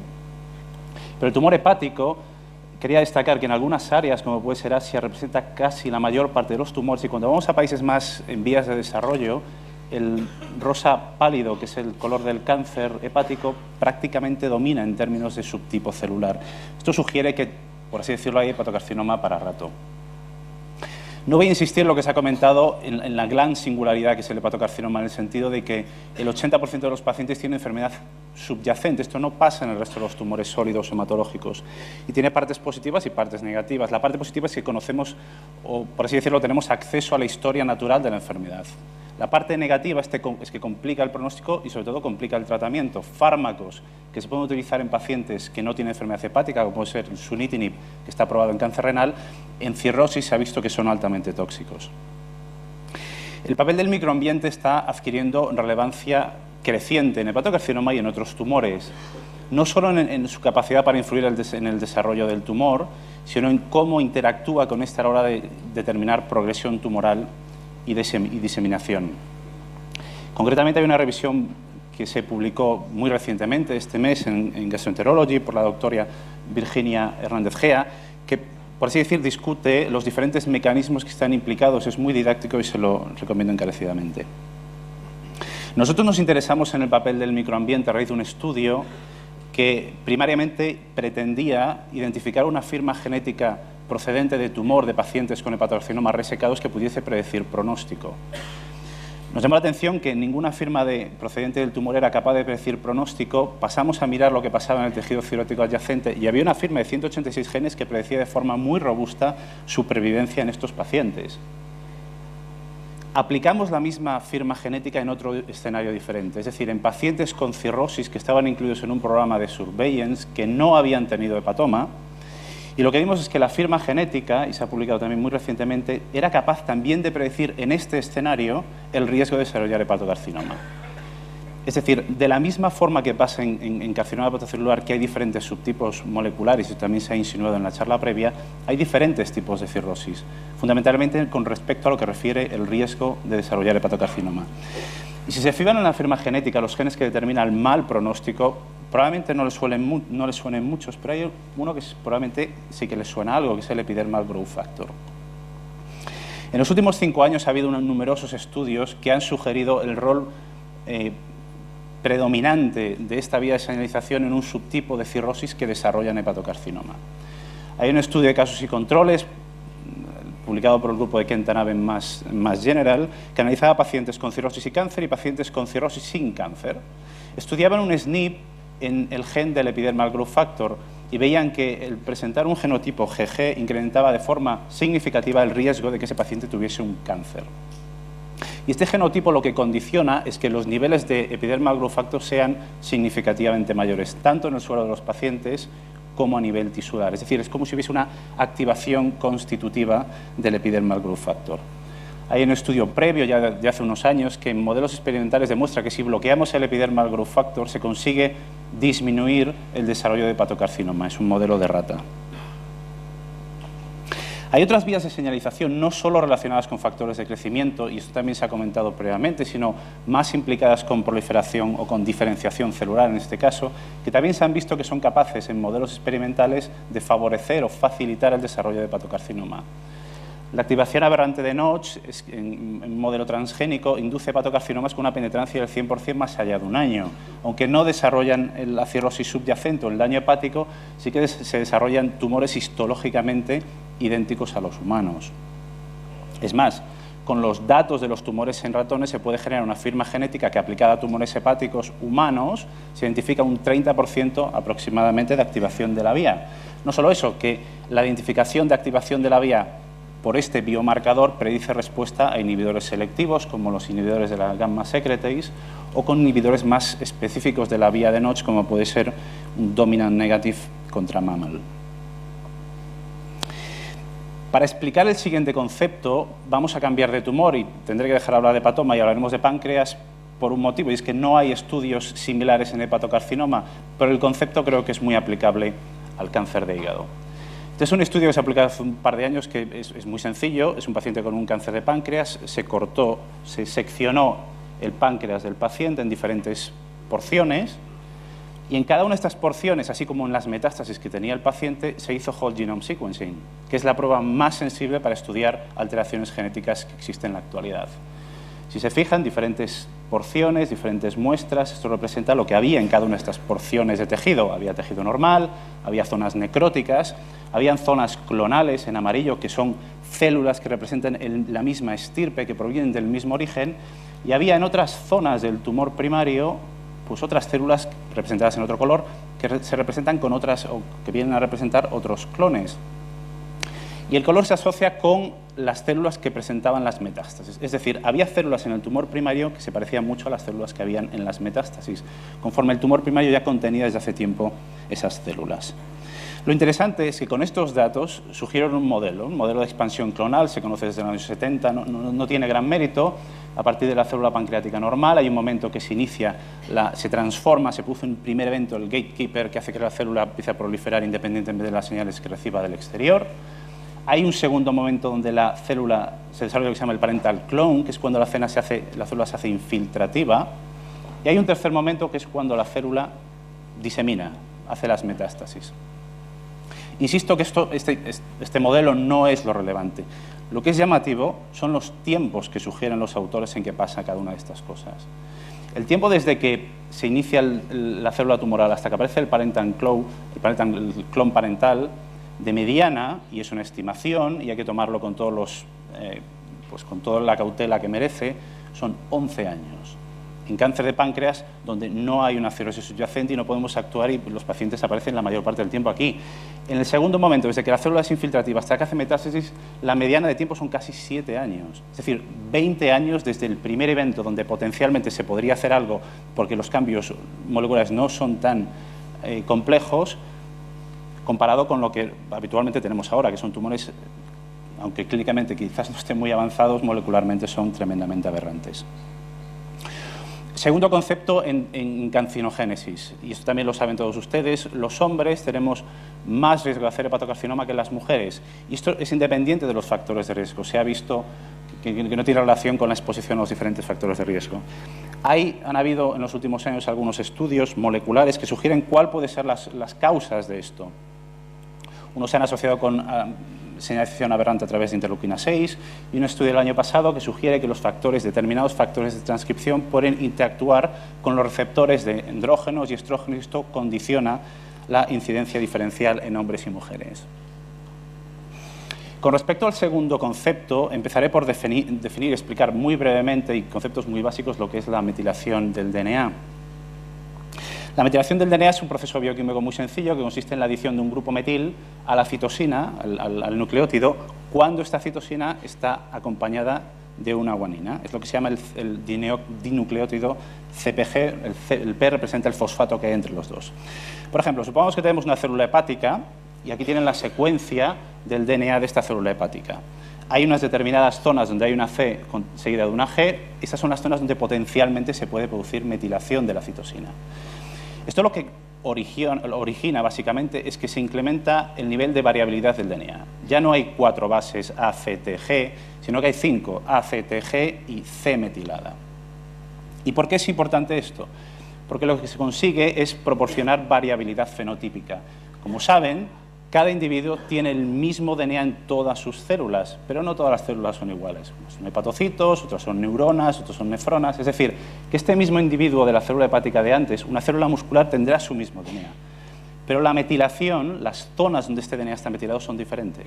Y esto condiciona diferente expresión génica. Si analizamos con un poco más detalle la anatomía del DNA, sabemos que hay 4 bases, potencialmente hay 16 dinucleótidos. Si hubiese una distribución aleatoria de los nucleótidos del nucleótido que se puede metilar, que es el CG, podríamos esperar que 1 de cada 16 dinucleótidos podrían ser CGs. En realidad la distribución es mucho menor, es 1 de cada 100. Hay una infrarrepresentación de CGs en el genoma humano. Y esto es evolutivo, es decir, las especies menos evolucionadas no les pasa esto, tienen más distribución. Y esta distribución no es aleatoria, las TGs se localizan en zonas preferenciales de los genes. Aquí tienen representado un gen con los diferentes exones, la región promotora. Las CGs tienden a agruparse en las regiones promotoras de los genes, formando lo que se llaman las islas TG. ¿Y para qué sirve esto? Para controlar expresión génica. Esto es lo que pasa en una célula normal, en condiciones normales, diferentes exones, CGs en la zona promotora, no están metiladas, se expresa el gen de forma normal. En algunas células los promotores están metilados, lo que condiciona expresión diferencial, diferenciación tisular, diferencias fenotípicas. En el cuerpo de los genes también hay zonas donde el gen está metilado, en este caso, que lo que condiciona es que no se produzcan transcripciones aberrantes a partir de estos exones. Y hay otro detalle que es muy interesante desde el punto de vista oncológico, y es que hay unas secuencias en el DNA que son repetitivas durante muchos pares de bases, y estas secuencias repetitivas tienden a ser inestables desde el punto de vista genómico. Estas secuencias en condiciones normales están metiladas, lo que previene que estas secuencias se transloquen y favorezcan la inestabilidad cromosomal. Pero vamos a ejemplos concretos. Este es un ejemplo que usa mucho el doctor Esteller, que ha trabajado mucho en metilación. Y el ejemplo paradigmático son los gemelos monocigóticos. Los gemelos monocigóticos tienen exactamente la misma secuencia del DNA, pero no son iguales. Tienen diferente riesgo de desarrollar algunas enfermedades. Puede ser por factores medioambientales, pero también sabemos, y hay estudios al respecto, que demuestran que su perfil de metilación del DNA es diferente. Misma secuencia, pero diferente expresión. Y esto, si se fijan, aquí tiene un ejemplo de un estudio hace unos años, gemelo, el otro gemelo, este marcador de metilación es diferente y se acrecenta con la edad, con los años. Y saben que no hay factor de riesgo más potente para desarrollar cáncer que la edad. Y hay estudios de metilación en la edad. Este estudio realizado con Whole Genome Bisulfite Sequencing, que es la técnica más sensible para identificar alteraciones en la metilación, 3 individuos, recién nacido, individuo de 26 años, individuo de 103 años. Todos los genes representados lo que ven es que cada vez, progresivamente, a medida que aumenta la edad, es menos azul. Hay una hipometilación global del DNA a medida que uno se va haciendo mayor. No solo esto, este mismo estudio, usando un array que analizaba 450.000 marcadores de metilación, 20 recién nacidos, 20 nonagenarios. Con los datos de metilación fueron capaces de diferenciar estos individuos. Cuando usaron los datos de secuencia con un SNP array, no fueron capaces de diferenciarlos porque la secuencia es la misma. Aquellos de ustedes que llegan a los 100 años tendrán la misma secuencia de DNA que tenían cuando nacieron. Y un extremo de esto es la progeria, que es un grupo de enfermedades caracterizadas por el envejecimiento prematuro. Estos niños tienen el perfil de metilación muy similar a los ciudadanos o a las personas que tienen 100 años. Resumiendo y volviendo a la metilación y el cáncer, en condiciones normales tenemos el gen promotor no metilado, facilita la expresión, esto es importante en genes tumores supresores, secuencias repetidas metiladas para evitar inestabilidad cromosomal. En cáncer pasa lo contrario, es decir, hay una hipermetilación aberrante de regiones promotoras que condicionan, que controlan genes supresores tumorales, y hay una hipometilación de regiones repetitivas, lo que facilita o favorece el desarrollo de inestabilidad cromosomal. Y este es el perfil que se va adquiriendo con la edad. Hay numerosos estudios, no voy a entrar en detalles, que encuentran alteraciones en la metilación en cáncer, se usan como biomarcadores pronósticos, como biomarcadores diagnósticos. Y en hepatocarcinoma sabemos que se reproduce este perfil o este comportamiento de la metilación, es decir, hay una hipometilación, aunque esto parece que está incrementado, lo que mide esta variable es hipometilación. Hay una hipometilación del DNA de los tumores hepáticos que ya se producen en estadios preneoplásicos, en cirrosis o en nódulos displásicos, que se correlaciona con inestabilidad microsomal y que se correlaciona con perfiles de expresión de mRNA, lo que es razonable porque la metilación influye en la expresión de genes. Este estudio veía que las alteraciones de metilación en una subclase molecular más agresiva eran más llamativos que en la subclase que era menos agresiva. Ya para terminar, comentar que nosotros hemos trabajado también en metilación. Este es un análisis usando una plataforma que estudia pues eso, casi 500.000 de marcadores. No hay muchos estudios de metilación en whole genome en hepatocarcinoma. Los perfiles de metilación nos permiten clasificar las muestras, diferenciarlas en tumores y en tejido cirrótico y en tejido normal. No solo eso, cuando nos focalizamos en las regiones promotoras y donde están las islas de CPG, y restringimos el análisis en aquellas que son más relevantes o que están significativamente demetiladas con respecto al tejido normal, identificamos una firma basada en metiloma de 36 marcadores que identifica pronóstico, es decir, hay una subclase no solo por expresión génica, sino también por metilación, es decir, podemos refinar la clasificación molecular basada en gene expression que nos permite identificar a aquellos pacientes que en principio tienen peor pronóstico. Y algo similar puede pasar en la cirrosis. Pero lo más importante y por eso quería introducirlo del estudio de metilación, es que hay drogas que potencialmente pueden modificar el estado de metilación del DNA. A día de hoy hay 4 drogas aprobadas por la FDA que modifican la epigenética. Una es la 5-afacitadina, que es una droga que está aprobada para el síndrome mielodisplásico, que es una enfermedad preneoplásica que facilita el desarrollo de determinados tipos de leucemias, con lo cual, desde el punto de vista hepatológico, sabiendo que la cirrosis es una enfermedad preneoplásica, sugiere que igual puede ser que la alteración o que fármacos que impacten en la metilación puedan tener un rol futuro en estrategias de quimioprevención. Las otras 2 moléculas son 2 inhibidores del HDAC, que son histonas que también influyen en la expresión génica. Aquí hay datos experimentales en hepatocarcinoma que sugieren que pueden tener impacto en la proliferación y en la progresión de modelos experimentales de hepatocarcinoma. Ya para terminar, 3 ideas fundamentales, que es lo que me gustaría transmitir hoy. En primer lugar, que los datos GERMI permiten la identificación de pacientes con alto riesgo de desarrollar hepatocarcinoma. La cirrosis no son todas iguales, desde el punto de vista clínico lo sabemos, pero desde el punto de vista molecular también lo sabemos, y dentro de los diferentes subtipos se pueden sugerir dianas que faciliten no solo enriquecer pacientes para futuros ensayos clínicos, sino identificar las dianas sobre las que se puede intervenir en esos pacientes eventualmente, dado que, como saben, no hay ni una sola molécula que esté aprobada en quimioprevención, porque ninguna ha demostrado que sea capaz de disminuir la tasa de desarrollo de hepatocarcinoma. Tenemos datos experimentales en humanos y en modelos animales que sugieren que la vía de epidermal growth factor receptor puede ser una vía interesante en quimioprevención, pero insisto, hay que hacer ensayos prospectivos, probablemente enriqueciendo los pacientes que tienen activación de la vía, como está empezando a pasar en tratamiento de hepatoma desarrollado. Y por último, que los fenómenos de metilación aberrante son frecuentes en tumores hepáticos y también en estadios preneoplásicos y que pueden, quizás en un futuro, ser una fuente de nuevas dianas terapéuticas. Para terminar, agradecer tanto al grupo del BCLC, el consorcio Ptromic, como el grupo del Mont Sinai, porque he presentado datos generados con su apoyo, con su colaboración, y quería agradecérselos. Y nada más. Muchas gracias. Gracias, doctor Villanueva.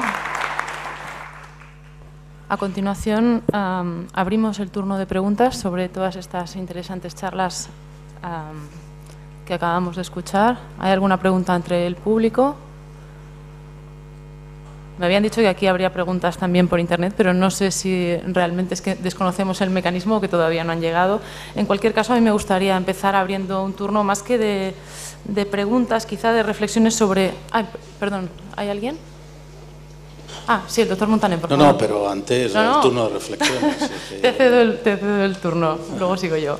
Bueno, pues muchas gracias, enhorabuena por el extraordinario curso. Quería hacer una pregunta... una un poco a lo mejor anecdótica al doctor Matías en relación al papel de la albúmina en la regeneración y proliferación. Me acuerdo hace 15 años en este foro se habló del liver growth factor, que era un potente regenerador. Entonces te quería preguntar, y se identificaba con la albúmina. Entonces quería preguntarte tu opinión, si esto existe o no existe. Esta es la primera pregunta. Bueno, gracias, Jordi. No soy consciente de que se hayan caracterizado mecanismos por los cuales, como tú dices, la albúmina podría contribuir a la regeneración de manera específica. La albúmina tiene, como todos sabemos, muchas propiedades y funciones, ¿no? Puede unir moléculas pequeñas, puede contribuir a mantener el bienestar de los hepatocitos que están tratando de regenerar, pero no soy consciente de que haya habido estudios que hayan podido identificar la activación de mecanismos específicos, concretos, rutas de señalización que permitan un poco, caracterizarla de manera consistente como un mediador directo de la regeneración, más allá de un efecto, digamos, pleiotrópico, quizá, ¿no? Vale, y la otra, has indicado tú y también el doctor Álvarez de que en la remodelación de la regeneración hepática, dos productos derivados de células hepáticas, células estrelladas TGF-beta y sales biliares por las células del conducto, son importantes en la finalización de la regeneración hepática, pero ambas se han relacionado también con la carcinogénesis. Entonces quería preguntaros a los dos si podíais profundizar en qué condiciones fisiopatológicas ambas moléculas pueden llevar de forma general y somera bien a la proliferación o bien en condiciones a un exceso de proliferación y carcinogénesis. Bueno, referente al TGF-beta, efectivamente es quizá la citoquina o el factor más importante o mejor caracterizado en la fase de terminación de la regeneración hepática. El TGF-beta es un potente inhibidor de la proliferación de los hepatocitos y es más, en determinadas situaciones el TGF-beta puede inducir incluso la apoptosis de los hepatocitos, es un factor citotóxico. Pero lo que sí es cierto es que durante la regeneración hay mecanismos, como he comentado, protectores que se activan en los hepatocitos durante la regeneración que los hacen resistentes al efecto citotóxico del TGF-beta. O sea, por una parte sería capaz de frenar su proliferación cuando se induce, pero esos hepatocitos han perdido la sensibilidad en el sentido de toxicidad al TGF-beta. Entonces ahí se han postulado ciertos mecanismos, como por ejemplo la activación concomitante de otros growth factors, por ejemplo la familia del epidermal growth factor, que confieren resistencia al TGF-beta. Y esto también se puede trasladar al campo de la hepatocarcinogénesis. Durante la progresión tumoral, el hepatocito experimenta, o sea, postulado una transición epitelio-mesénquima, y entre las características de esa transición es una sensibilidad diferencial al TGF-beta también. O sea, en eso se asemejaría al hepatocito regenerante. El TGF-beta pierde el efecto citotóxico sobre el hepatocito transformado e incluso favorece la metástasis. Y no es aparentemente por mutaciones en las rutas de señalización del TGF-beta, como ha ocurrido en otros tumores. Se piensa que también en los tumores hepáticos la activación concomitante de loops autocrinos, en que puede participar también el epidermal growth factor, les conferiría esa resistencia, ¿no? Es un poco lo que comentaba, ¿no?, de mecanismos que ocurren durante la regeneración que son compartidos luego también por las células tumorales. Y respecto a las sales biliares en la fase de terminación, y ahora le dejo a mi colega Luis Álvarez, claro, hay que también mirarla desde el punto de vista de lo que se ha definido como el hepatostat. Esto es un término acuñado por George Micropoulos, en que se refiere a los mecanismos intrínsecos por los cuales el hígado siente de alguna manera que ha completado la regeneración, es decir, que está restaurando los niveles de metabolitos globales a los niveles del individuo normal, y eso contribuye a frenar la regeneración. Entonces, el alcanzar niveles normales de metabolitos como las sales biliares también sería parte de la señal que frena la regeneración. Sí, bueno, solo añadir, la verdad es que los ácidos biliares lo que pasa es que se comportan casi como moléculas de señalización, o sea, no solo son detergentes, tienen sus receptores aparte de los intracelulares, como FXR, tienen receptores de membrana, el TGR5, etcétera. Entonces participan en un montón de procesos fisiológicos y no me extrañaría nada, como dice Matías, que tuviera también un papel importante en todos estos procesos de regeneración. ¿Alguna pregunta más? Sí. Doctor Romero.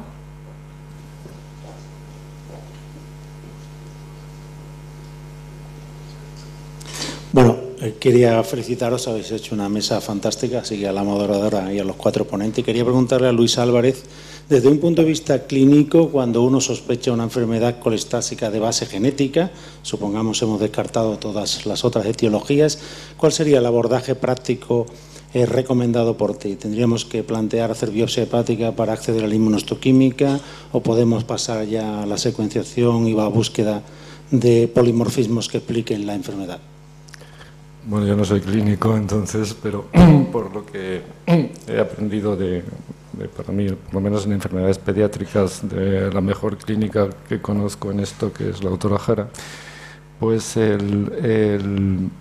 lo suyo, si es una idiopática, has descartado otro tipo de patologías colestáticas y piensas que puede ser un problema en un transportador de estos biliar, lo ideal, lo menos invasivo lógicamente, es hacer la secuenciación de los genes directamente en sangre. Necesitas nada, un par de mililitros de sangre. ¿Qué ocurre? Que es laborioso y costoso. Si se le ha hecho o se tiene que hacer una biopsia hepática porque está indicado, se puede analizar ahí bien deficiencia de MDR3 o de BSEP, siempre y cuando tengas la suerte de que el paciente padece una deficiencia total. En nuestra experiencia, en niños se puede determinar, en adultos que hemos analizado, no sirve, porque una expresión pequeña no se traduce en una ausencia de tinción en la histología, es decir, tienes que ir al final a la secuenciación. Si tienes sospecha de que el gen puede ser, fenomenal, solo tienes que ir ahí. Lo único es si tienes que ir secuenciando uno por uno para descartarlo. Y luego lo último, es una vez que encuentras una mutación, que realmente eso sea una mutación, o que el impacto de la mutación intervenga en la patología, que ese es otro tema difícil de solventar. Bien, para terminar nada más me gustaría que hicierais cada uno de vosotros un comentario. Hemos visto enfermedades que parecen alejadas entre sí, o al menos parte de una secuencia temporal en la clínica, pero que están vinculadas a procesos subyacentes a nivel molecular, a nivel celular, que están interrelacionados. Hemos ido a hablar de la relación entre regeneración hepática, hepatocarcinogénesis, entre receptores que pueden estar relacionados con el FXR entre colestasis y regeneración, angiogénesis y su papel tanto en la cirrosis como en el hepatocarcinoma. Y me gustaría que, para acabar, en muy pocas palabras, porque tenemos 3 minutos, nos dijerais con qué nos tenemos que quedar de cada una de estas charlas, bien sea qué es lo que está viniendo, qué es lo que vamos a ir en este congreso y en los sucesivos, a qué tratamientos están vinculados. Una cosa muy breve, por favor, a cada uno de vosotros. Bien, destacar dos conclusiones. La cirrosis como una enfermedad en la que se involucran los 3 mecanismos patogénicos que he mencionado, y 2 de ellos se han comentado en estas charlas: fibrogénesis, angiogénesis, regeneración y oncogénesis.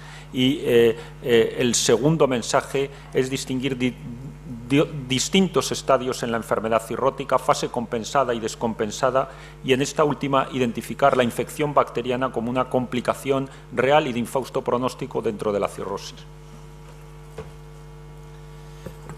Sí. De dar un único mensaje, mi impresión es que si se quiere hacer un planteamiento realista de quimioprevención en hepatocarcinoma, será indispensable seleccionar a los pacientes de alto riesgo. Variables clínicas, variables genómicas. Yo soy favorable a que el desarrollo y el conocimiento de la patogenia molecular facilite el desarrollo, pero es inviable seguir planteando estudios de quimioprevención a todos los cirróticos sin seleccionar a aquellos que tienen más riesgo, porque por la historia natural de la enfermedad son prácticamente inviables. Es decir, no toda la cirrosis es igual y merece diferenciarla según parámetros moleculares. Sí, gracias. Yo creo que, digamos, lo más relevante o esperanzador para mí es la posibilidad de rescatar mutaciones de una forma farmacológica, con fármacos. Rescatar mutaciones en proteínas que su defecto va a dar inevitablemente lugar al trasplante hepático, y la posibilidad de poder restaurar la funcionalidad de estas proteínas mediante fármacos, pues, y poder evitar un trasplante hepático es, vamos, maravilloso, claro. Bueno, yo simplemente recalcar la importancia que tienen todos estos estudios que se han hecho en las últimas décadas, en los cuales se han ido caracterizando los mecanismos endógenos de la respuesta regenerativa, porque suponen una fuente bastante interesante de potenciales moléculas que se puedan utilizar como hepatoprotectores y prorregenerativos en determinadas circunstancias clínicas que todos conocen, y que quizás sea el mejor sitio para ir a mirar e identificar estas moléculas, porque son las propias diseñadas por la naturaleza, y así nos hemos llevado grandes sorpresas con nuevos factores de crecimiento, nuevas moléculas como las sales biliares y sus receptores. Esa sería la idea. Bien, muchas gracias a todos, gracias a todos por vuestra atención. Volvemos después de la pausa café a las 10:20 a la siguiente sesión. Gracias.